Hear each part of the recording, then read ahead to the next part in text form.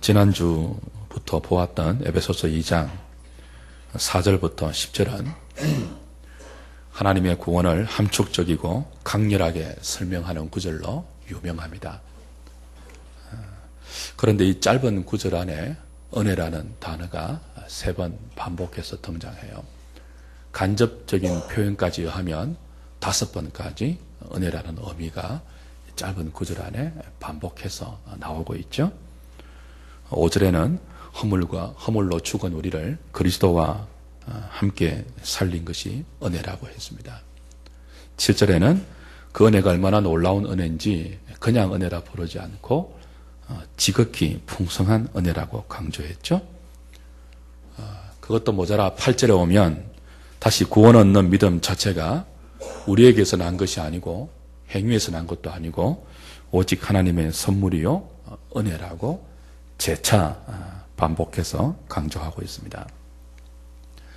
그 성경은 언제나 저와 여러분들이 구원받은 것을, 죄인들이 구원받은 것을 하나님의 은혜라고 강조합니다. 그 은혜라는 것은 값없이 베푸는 호의죠. 그러나 이 은혜가 단순히 거저 주시는 선물 정도는 아닙니다. 분명히 은혜는 값없이 주시는 한없는 하나님의 호의가 맞지만 그 은혜의 배후에는 엄청난 하나님의 자기 희생이 있고 그리고 지불하신 대가가 있습니다. 이것을 잊어버리면 이 지극히 풍성한 은혜, 긍휼에 풍성하신 하나님의 큰 사랑, 그런 것들이 우리에게 당연한 것이 될 수 있고 이 하나님의 은혜가 가볍게 지급될 수 있습니다. 우리가 기억해야 할 것은 저와 여러분들에게 임한 하나님의 구원, 주의 백성들에게 임한 하나님의 구원의 은혜는 절대로 가벼운 것이 아니라는 거예요. 그리고 당연한 것이 아닙니다. 엄청난 사건이고 말로 설명이나 형언이 안 되는 놀라운 사건이 죄인들이 구원을 받은 것입니다. 이 구원의 은혜는 전혀 받을 가치가 없는 자들에게 베풀어지는 호의이기 때문에 어메이징 그레이스이죠. 놀라운 은혜입니다. 그리고 풍성한 은혜입니다. 절대로 가볍게 지급해서도 안 되고 또 이 은혜를 당연하게 여겼어도 안 됩니다. 집이 불타고 있는데 그 집에 사랑하는 아내와 자식들이 함께 있어요. 남편이 어떻게 해야 되겠습니까? 당연히 불타는 집으로 뛰어들어야 되겠죠. 그리고 사랑하는 아내를 건져내야 되겠죠. 사랑하는 자녀들을 구출해야 될 것입니다. 그렇게 남편이 불타는 집 안으로 들어가서 사랑하는 아내를 건져내었을 때 아내가 자신을 건져준 남편에게 여보, 이 은혜를 어떻게 다 갚지? 내가 평생 갚을게. 그렇게 말하는 아내 있습니까?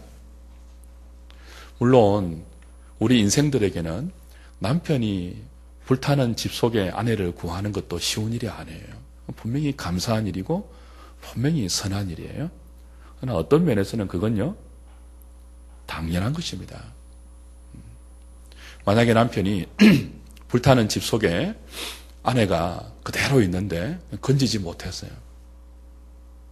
평생 죄책감으로 남을 것입니다. 남편이 당연히 죽음을 무릅쓰고 뛰어들어가서 그 아내를 구해야 한다는 것이 인간의 당연한 도리이고 남편의 당연한 그 책임이기 때문에 그렇게 못했을 때 한평생 그 죄책감에 시달릴 거예요. 그래서 불타는 집에서 아내가 남편에 의해서 건짐을 받았다 할지라도 이 놀라운 은혜를 어떻게 갚죠 안 하는 것입니다. 어떻게 보면 당연한 것이기 때문에. 근데 그 불타는 집에서 건져낸 사람이 원수라면 상황이 달라집니다. 당연한 것이 아니죠. 원수를 건지는 것, 혹은 원수의 자녀를 건지는 것은 정상이 아니에요. 그건 이상한 것입니다. 당연한 것이 아니죠. 이해가 안 되는 것입니다. 그것도 그냥 건지는 것이 아니고 원수를 위해서 자기를 희생하여 원수를 건질 때, 자신의 가장 귀한 것을 희생하면서 그 원수를 건져낼 때, 그리고 건져내는 것이 끝이 아니고 건져내어서 원수를 아내처럼 사랑으로 대할 때, 그 원수를 자식처럼 사랑으로 베풀 때 정말 은혜이죠. 그때 은혜라고 쓰는 것입니다. 이 은혜는 그냥 은혜가 아니죠. 너무 귀한 은혜이죠. 값싼 것이 아니죠. 가벼운 것도 아닙니다. 그 은혜를 당연한 것으로 여겨서도 안 되는 것이죠. 원수를 건지는 것은 말도 안 되는 은혜이며 상상할 수 없는 은혜인 것입니다. 주 안에 사랑하는 여러분, 저와 여러분들이 허물과 죄로 죽은 상태에서 하나님의 은혜로 구원받았다는 것이 바로 그런 것을 의미해요. 우리는 하나님과 원수된 사이였습니다. 본질상 진노의 상태였습니다. 죄와 허물로 죽어 있었을 때 우리는 먹고 마시고 입고 자고 일어나는 우리의 그 존재 자체가 하나님을 불쾌하게 했던 사람이에요. 허물과 죄로 죽어서 하나님을 따르지 아니하고 공중 권세 잡은 자가 만들어 놓은 세상의 풍조를 따르고 육체와 마음에 원하는 것을 행하며 살았던 그 자체가 하나님의 진노를 유발시키는 것이며 영원한 하나님과 원수된 상태를 더 깊게 만드는 것이 바로 구원받기 이전, 하나님의 은혜가 임하기 이전 우리의 상태였습니다.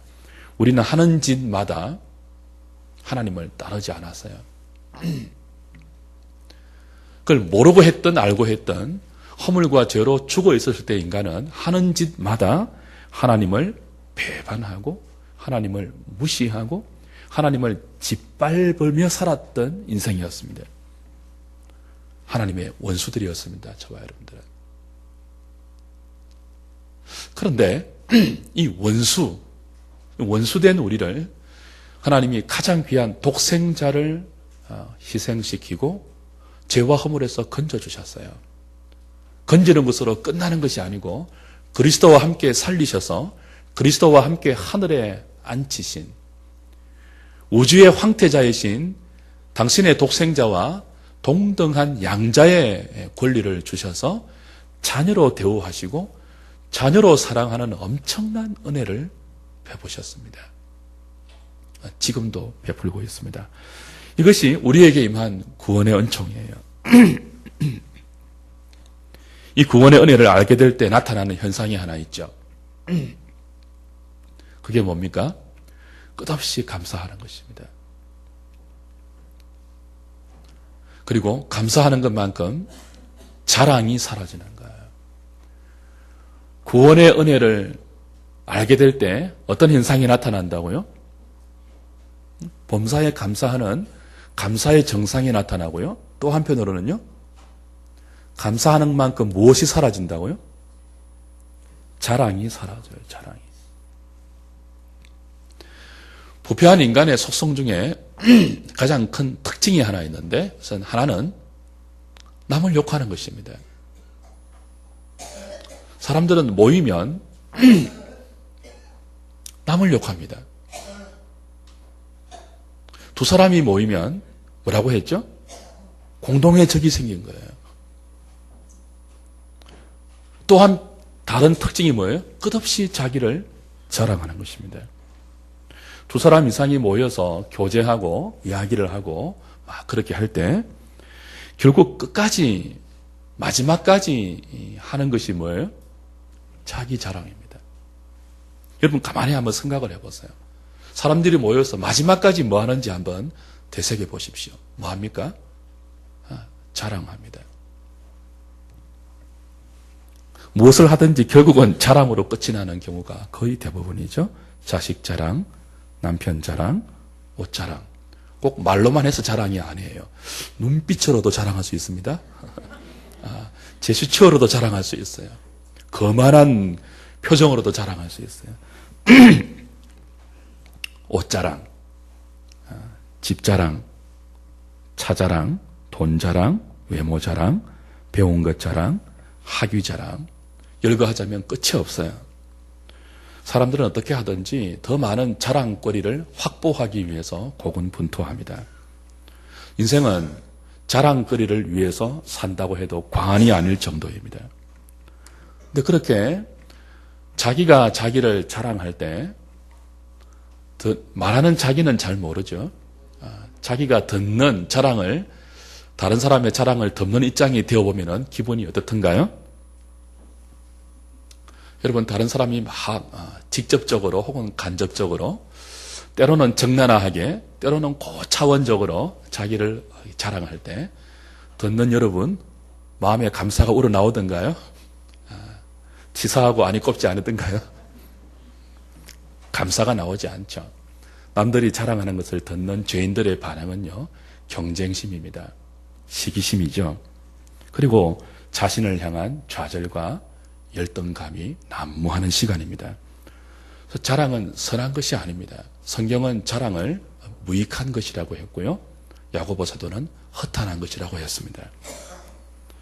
그럼에도 불구하고 죄와 허물로 죽어 있는 인간은 누가 더 많은 자랑을 하느냐, 자랑할 수 있는 더 많은 자랑거리를 확보하느냐, 그걸 위해서 끊임없이 다투고 경쟁하고 있습니다. 자랑의 속성이 얼마나 뿌리 깊은가 하면 은혜로 구원받은 주의 백성들도 조심하지 않으면 늘 이 자랑하게 되어요. 워낙 교회에서 자랑해서는 안 됩니다 라고 배웠기 때문에 많이 조심하지만 어떤 때는 조심하는 것만큼 교묘하게 자랑하죠. 은혜라고 하면서 자랑합니다. 심지어는 종교적인 행위까지 자랑하는 것이 우리 부패한 인간이에요. 입술로는 하나님께 감사한다고 하는데 사실은 자신의 기도 생활을 자랑하고 자신의 구제를 자랑하고 봉사를 자랑하고 믿음 좋은 것을 자랑하는 경우가 왕왕 있습니다. 그만큼 타락한 인간의 본성을 늘 자랑을 추구해요. 근데 이 자랑의 쇠기를 박는 것이 뭐라고요? 하나님의 은혜가 우리에게 부딪혀오는 거예요. 어떤 사람이 기도에 관한 책을 펴냈습니다. 전에 제가 한번 소개한 적이 있죠. 그 책에 이 사람은 자신은 하루 8시간 이상 기도한다고 적어 놓았어요. 읽어보니까 이 책은 기도의 간정에 관한 책이 아니고 기도하는 자신에 관한 자랑의 책이었습니다. 어떤 사람이 자신의 믿음을 교회 앞에서 간증하는데 입으로는 하나님의 영광이라고 하는데 사실 모든 듣는 사람들이 아는 것은 무엇입니까? 자랑하는 것이었습니다. 자기 신앙 좋은 것을 자랑하는 것이었죠. 기도는 자랑할 수 없는 것입니다. 믿음도 자랑할 수 없는 거예요. 오늘 본문이 뭐라고 합니까? 구원받는 믿음조차 행위가 아니고 하나님의 선물이라고 했어요. 누구든지 자랑치 못한다고 했어요. 믿음도 자랑 못해요. 기도도 자랑할 수 있는 게 아니에요.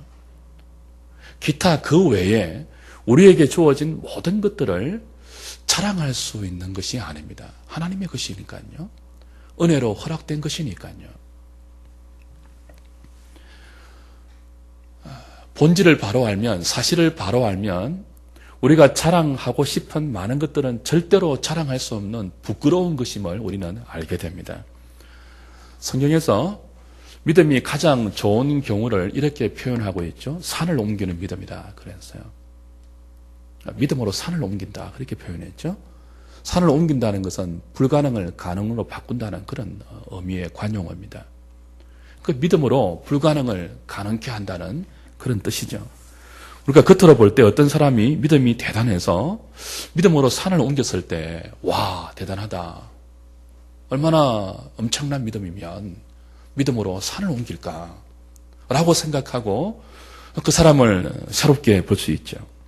근데 사실 그 사람의 내면을 파고 들어가 보면 하나님께서 그 사람에게 주신 믿음은요, 산을 하나 정도 옮기는 게 아니에요.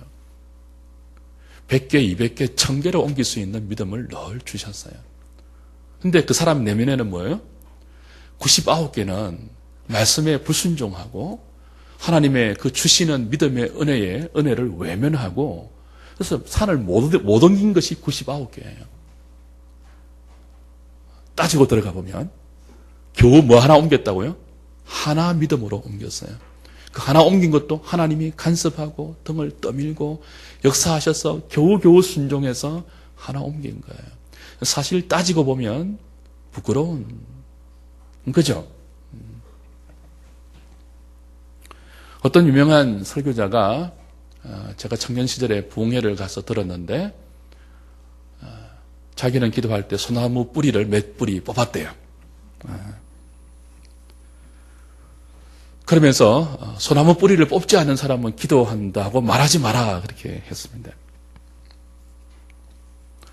왜 나무를 뽑습니까? 산에다 나무를 심어야죠.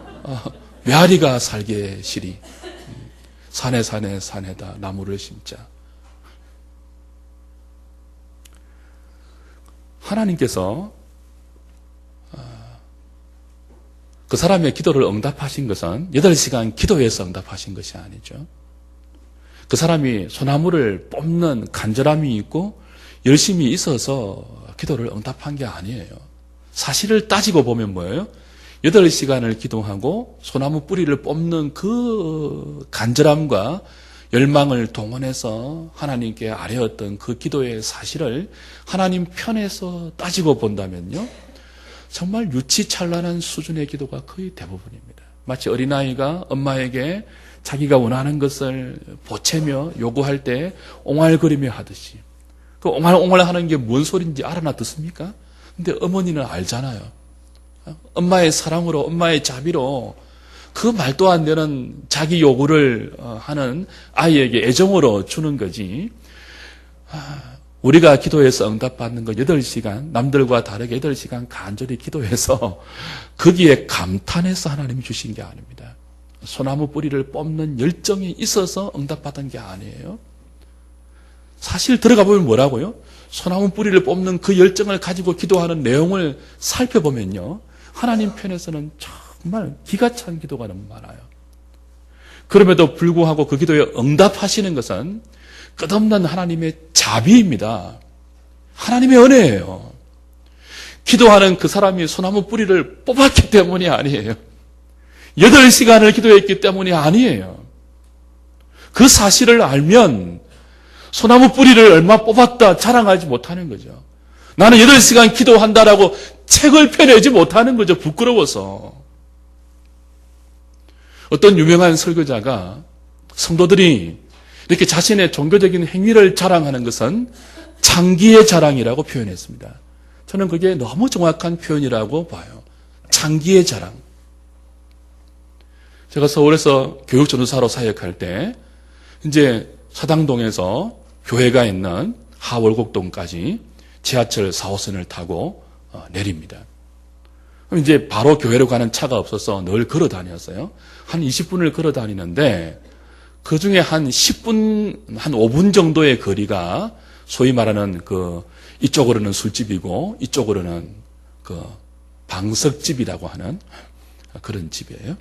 유리 쇼윈도로 딱 되어 있는데 그 안에 아가씨들이 예쁘게 화장을 하고 선정적인 옷을 입고 손님을 기다리고 있고 호객 행위를 하고 있죠. 여러분, 그런 데서 아가씨들이 술을 팔기 위해서 진한 화장을 하고 선정적인 옷차림을 입고 있는 것은 자랑하는 것이 아니에요. 정상적인 상태에서 본다면 부끄러운 거예요. 창기의 자랑이 뭐예요? 부끄러운 것을 부끄러운 줄로 모르고 드러내놓고 자랑하는 거예요. 8시간 기도하는 것, 소나무 뿌리를 뽑는 것, 산을 옮기는 믿음이 있는 것, 우리가 볼 때는 대단한 것처럼 보이죠. 그러나 사실 따지고 보면 뭐라고요? 부끄러운 거예요. 하나님이 주신 은혜에 비하면 산을 하나 옮긴 것, 우리가 볼 때는 너무 대단한 것이지만 99개를 믿음으로 순종하지 못한 부끄러운 것이에요. 8시간 기도하고 나무 뿌리를 뽑은 것, 하나님 앞에서 정말 우리의 그 내면을 따지고 보면은 그렇게 열심히 기도하는 우리의 기도의 그 내용과 수준이 사실은 너무 부끄러운 것이 많죠. 부끄럽다는 것을 알면 자랑을 못해요. 그저 감사할 뿐이죠. 그럼에도 불구하고 이 믿음으로 산을 옮겨주신 하나님의 은혜가, 그럼에도 불구하고 이 기도에 응답하신 하나님의 자비하심이, 그럼에도 불구하고 이 옹알거리 같은 나의 이 기도에 긍휼을 허락하셔서 나의 사정 가운데 깊이 간섭하시고 마침내 응답하신 하나님의 무한하신 자비가 감사할 뿐이죠. 그걸 어떻게 자랑하겠습니까? 장기의 자랑이죠.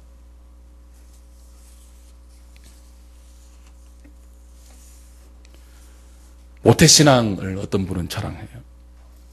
2대를 믿고 3대를 믿었다는 거 자랑할 수 있죠. 근데 믿은 지 3년밖에 안 되는 지체들이 그렇게 진실되게 믿고 뜨겁게 믿는데 2대를 3대를 믿는다고 하는 사람이 죽은 것 같은 신앙생활을 하고 있으면서 나는 모태신앙입니다. 우리 집안은 2대 신앙이에요. 3대 신앙이에요. 부끄러운 거죠. 그걸 자랑하는 것은 장기의 자랑이라고요. 우리 교회는 역사가 100년 되시오.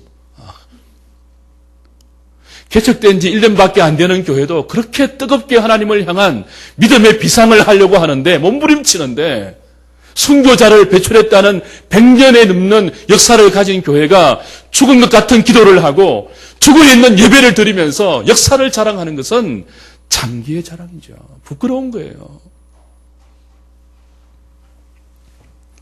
주 안에 사랑하는 여러분, 우리에게 하나님의 은혜가 임하고 허물과 죄로 찌들어 있던 우리의 영혼에 진리의 성령이 조명하고 빛으로 비춘다면 그 은혜의 부요함과 풍성함과 하나님의 놀라운 사랑과 희생과 우리 위해서 치르신 대가를 깨닫게 되고 그때부터 어떻게 된다고요? 깨닫는 것만큼 자랑이 사라진다고요. 끝없는 인간의 욕망인 이 자랑이 내려지죠. 은혜를 깨닫는 만큼 자랑이 줄어드니까 은혜와 자랑은 정확히 반비례하는 것입니다. 자랑 대신 감사가 나오고요. 자랑 대신 찬양이 터지고요. 남 앞에 나를 자랑하는 대신 남을 격려하고 세워주는 그런 일들이 우리의 선한 열매로 나타나게 되는 것입니다. 그래서 오늘 10절에서는 이것을 그리스도 예수 안에서 우리가 선한 일을 위하여 지으심을 받았다라고 말하고 있습니다. 우리말 번역에는 빠져 있지만 원문에는 가르, 왜냐하면 이라는 접속사가 나와 있어요. 왜 자꾸 원래 있는 말을 빼고 번역을 하는지 모르겠어요. 있는 그대로 원래 그대로 번역하는 게 최고 좋은데 말이죠. 이런 뜻이에요. 누구라도 자랑할 수 없는데 왜냐하면 은혜로 구원받은 그리스도인은 그리스도 예수 안에서 선한 일을 위하여 새롭게 지음받은 새로운 피조물이기 때문이다. 그런 본문의 내용이죠. 선한 일을 행한다는 것은 굉장히 포괄적인 의미입니다. 우리 앞에서 2장 1절부터 보았다시피 허물과 죄로 죽어 있었을 때는 본질상 진노의 상태였잖아요. 하나님 말씀을 따르지 아니하고 공중 권세 잡은 자가 만들어 놓은 세상의 가치관과 세상의 풍조를 따랐고요. 육체와 마음에 원하는 것을 행하며 살았어요. 그 정반대가 선한 거예요. 2장 1절부터 3절까지 죄와 허물로 죽어 있을 상태는 어떤 것을 한다 할지라도 그게 다 악이에요. 악. 그 악에서 그 죄와 허물에서 하나님의 은혜로 구원받은 사람은 선한 일을 위하여 지음받은 거예요. 포에마, 선한 일을 위해 지음받은 하나님의 새로운 백성이에요. 그 선한 일은 굉장히 다양한 의미를 포함하고 있지만 오늘 문맥에서 본다면 좁게 자랑과 연결시켜서 해석할 수 있습니다.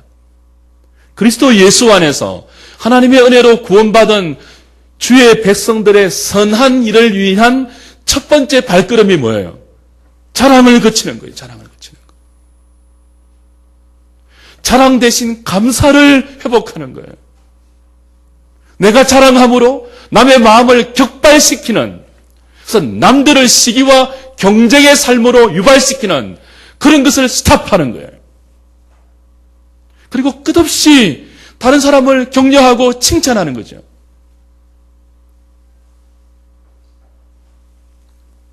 자랑한다면 사도 바울처럼 그리스도의 십자가 외에는 자랑하지 않는 사람으로 자랑의 내용과 자랑의 대상이 바뀌는 것이 선한 일의 첫 번째 스텝입니다.